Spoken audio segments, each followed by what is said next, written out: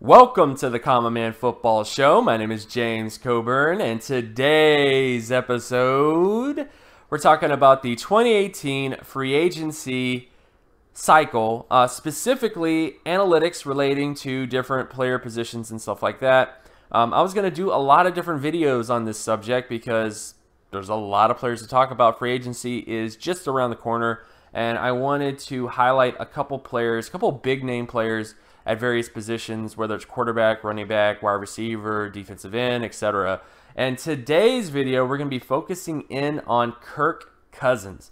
Kirk Cousins is probably going to be one of the bigger winners in this free agency cycle, set to make a lot of money, and there's going to be a lot of talk about, is he worth the money? Is he worth top, $25 million a year? Or whatever outlandish kind of salary he might end up getting.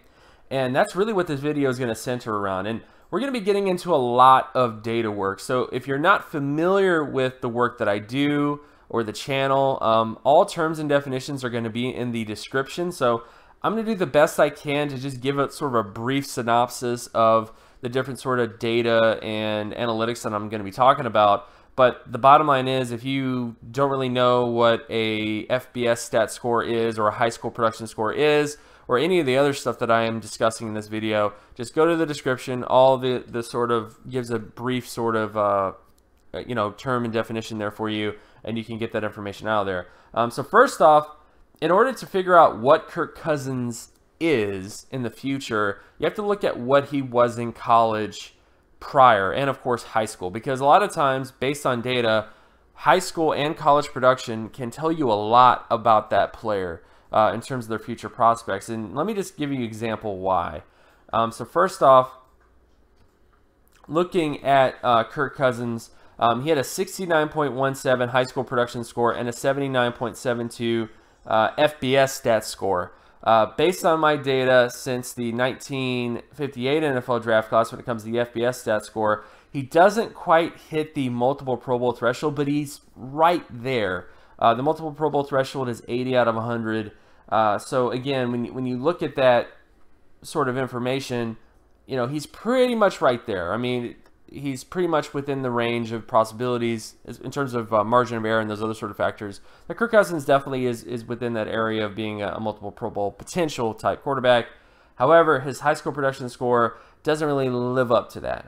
He had a 69.17 out of 100 again, high school production score. And based on my data, the starting threshold is 69, but the Pro Bowl threshold, the multiple Pro Bowl threshold, is 84 out of 100. And 84 out of 100, just to let you know, is guys like Andrew Luck, Russell Wilson, Cam Newton, Derek Carr, those types of guys.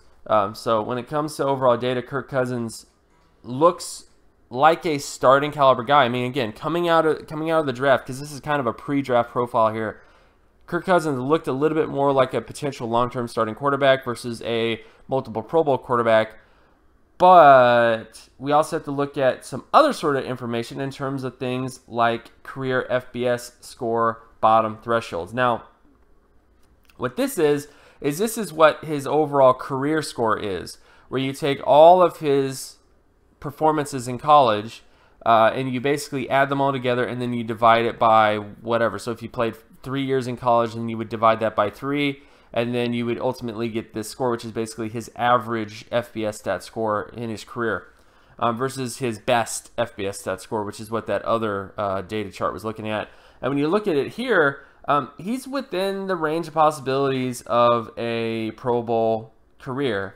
He basically had a 75.90 out of 100, which essentially puts him in that Pro Bowl career threshold. Again, that's the bottom end threshold. So all multiple Pro Bowl types had at least that type of career score is what that essentially means. Not quite at the All-Pro threshold, but definitely in the Pro Bowl threshold when it comes to that particular area. And then, of course, when you look at the averages at the position, again, the average career score of an All-Pro player is 87.77, and the average for a Pro Bowl career player is 72.26 out of 100.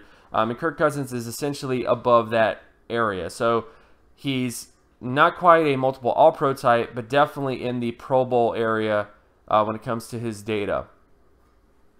Which you could do with that what you will, but that just kind of gives you some perspective about Kirk Cousins, is that his upside is not all pro, but definitely in the Pro Bowl sort of area when it comes to his overall data.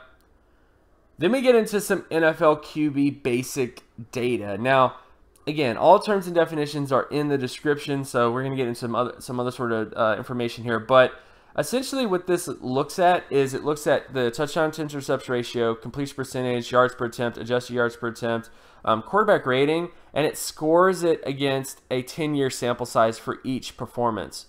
So it's essentially giving you sort of a snapshot of how good that touchdown interception ratio was within the 10-year era that he was playing in at the NFL level. And it also gives you some other information as in like win score, how many wins.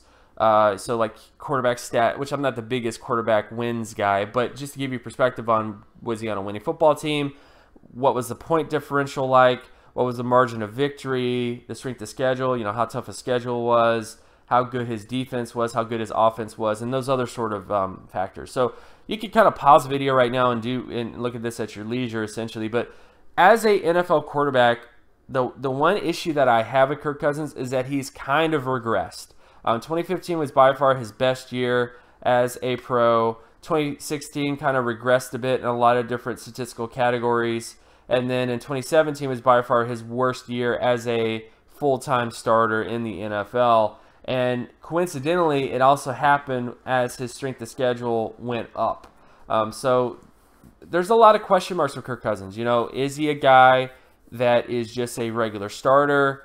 Is he a guy that's more of a Pro Bowl type? Like, there's a lot of question marks with Kirk Cousins, and his data doesn't really solve. His pre-draft data definitely solves some of those questions, but his actual NFL data is a little bit confusing in terms of his overall information. On top of that, when you look at his completion percentage data, again, this is essentially looking at how high his completion percentage is compared to every single quarterback performance since the 1998 NFL draft class. Well, not draft class, but NFL season. And based on this information, he's always had a pretty good completion percentage, except for 2017, where he had a 57.98 out of 100, which isn't quite in the 10 or more or 12 or more wins area, which is somewhat, again, he's regressed a bit. You can kind of see where some of that regression is. 2015 was amazing on first down, was amazing on third down. 2016 was pretty decent, and then 2017 had that regression on third down. And not only that, when you look at his first down conversion rate data, which essentially looks at the ability to convert first downs in various downs and distances, when you look at this information, he was terrible on third down compared to what he was able to do in 2015 and 2016.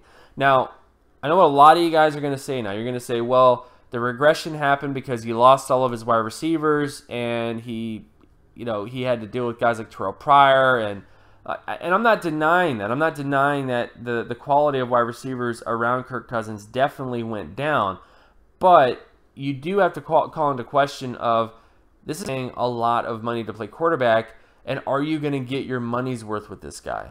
If this is a quarterback that you have to pay for great wide receivers to put around him to make him great, to make him perform at a really, really high level, what is that really worth, in terms of the NFL era, the NFL market, etc. So that is the only real question with Kirk Cousins. I think when you look at his pre-draft profile, he looked like a long-term starting quarterback to a Pro Bowl potential quarterback.